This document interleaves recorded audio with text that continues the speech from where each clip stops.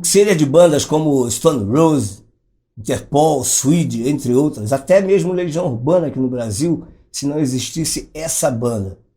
No vídeo de hoje estarei contando um pouco da curta história da banda The Smiths, do inconfundível Morrissey e do talentosíssimo guitarrista Johnny Marr.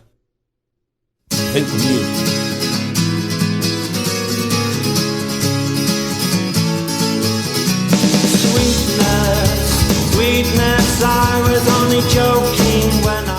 The Smiths foi uma banda britânica de rock fundada em Manchester em 1982.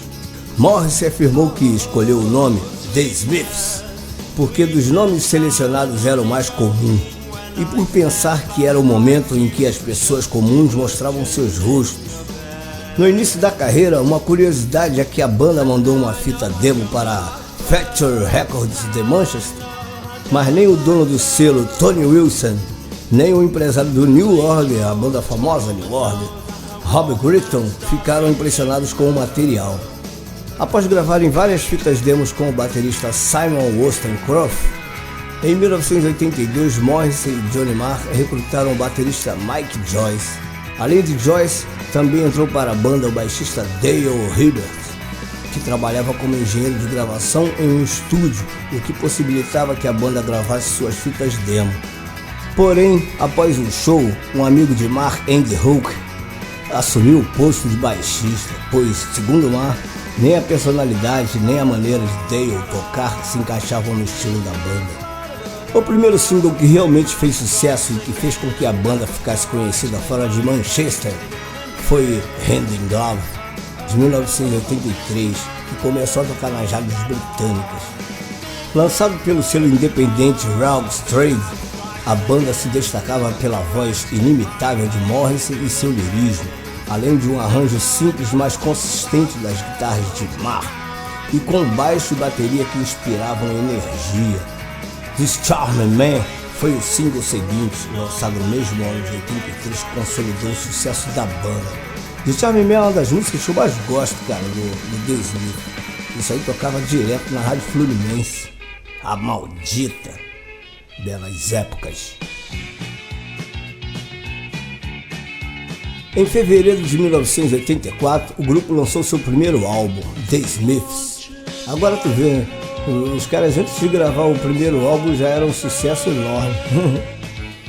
Este chegou à posição de número 2 no UK Albums Chart e foi aclamado pela crítica.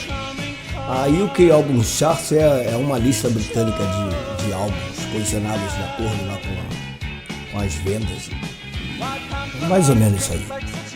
Esse disco foi motivo de alguma controvérsia por causa das músicas Real Around the Found e The Rain, The Rock e The Cradle, com alguns tabloides britânicos alegando que elas evocavam elementos condescendentes à pedofilia. Algo rejeitado pela banda, é claro, né? No início de 1985, a banda lançou seu segundo álbum, Mitch's Murder. Esse disco foi mais estridente e político do que seu antecessor, incluindo a faixa título que evoca o ativismo vegetariano. Dizem que Morrissey proibia a galera da banda de fotografar ele comendo carne, é mole? As músicas do álbum abordam diferentes expressões, tal como a crítica à monarquia britânica na música Now Here Fast. A banda também tinha crescido musicalmente e adotava na época um tom mais aventureiro, com Johnny Marr acrescentando riffs de rockabilly em algumas faixas. Ainda durante o ano de 1995, a banda viajou por longos períodos entre o Reino Unido e os Estados Unidos para a gravação de mais um novo disco de estúdio, The Queen is Dead, esse bem conhecido aqui no Brasil. O álbum foi lançado em junho de 1986, pouco depois do single Big Mouth Strikes Again. Essa música então tocou pra cacete aqui no Brasil. O single trazia novamente riffs estridentes de violão e linhas melódicas de guitarra. The Queen's Dead consistia em uma mistura de tristeza e humor seco. No entanto, nem tudo estava bem dentro do grupo. Marr estava começando a sentir o peso de conciliar as turnês e agendas de gravações, alegando estar ficando muito mal ao término da turnê. por excessivos consumo de bebidas alcoólicas. Então, em 1986, o baixista Andy Hope foi demitido da banda devido ao uso de heroína. Hope foi substituído no baixo por Craig Gaynon, ex-membro da banda escocesa Aztec Camera New Wave, mas foi reintegrado pouco tempo depois. Gaynon permaneceu na banda, passando a ser o responsável pela guitarra base. O quinteto então gravou os singles Panic e Ask. Porra, meu irmão, Panic e Ask. Panic, então, a Rádio Fluminense tocava, eu adorava. Essa foi uma das primeiras músicas que eu ouvi do The Smith. Ou não. Mas sei que Ask tocou em todas as rádios aqui no Brasil, cara. Foi uma febre.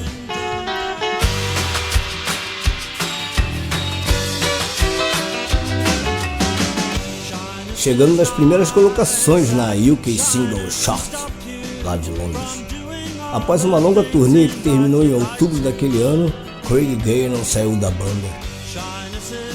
A banda ficou frustrada com a Rogue Trade, o selo, e procurou um contrato com uma gravadora grande. Na época, em entrevista, Johnny Marr disse: "Todas as gravadoras vieram nos ver, tivemos papos, subornos e tudo mais. Eu adorei." A banda finalmente assinou com a EMI Odeon, o que atraiu críticas dos seus fãs e de elementos da imprensa musical. No início de 1987, o single Chapters of the World Light foi lançado e alcançou a 12ª posição no UK Single Chart. O single foi seguido por outra coletânea. Rapaz, eu nunca vi uma banda para lançar tanta coletânea. Embora o álbum tenha alcançado a 2ª posição nas paradas e pelo single Sheila Take A Bow, o segundo atingiu o top 10 no Reino Unido, outra compilação, olha só, outra coletânea, Louder Than Bombs, que foi lançada tendo em vista o mercado externo e continha o mesmo material de The World Wolf List. Caramba, cara, os caras lançam 2 discos com o mesmo material. Eles só editaram a música Sheila Take A Bow, que inicialmente era para ser lançado apenas nos Estados Unidos. Apesar do sucesso, uma variedade de tensões surgiram dentro da banda. Johnny Marr estava exausto. Em julho de 1987, Johnny Marr deixou o grupo definitivamente por achar que um artigo de um veículo lá intitulado The Smiths se Separam teria sido plantado por Morrissey, o que não era verdade. O ex-guitarrista do Easterhouse, Ivory Perry, foi chamado para substituir Marr. A banda iniciou então um trabalho que permanece até hoje inacabado. Perry estava desconfortável com a situação, declarando que era como se eles quisessem outro Johnny Marr. E as gravações terminaram, segundo Perry, com Morris correndo para fora do estúdio. O 4º álbum do grupo, Strange Ways Here We Come, foi lançado em setembro daquele ano. Logo após, a banda encerrou suas atividades, nunca vindo a se reunir novamente. E esse então foi o resumo da história de uma das bandas mais influenciadoras dos anos 80, The Smiths.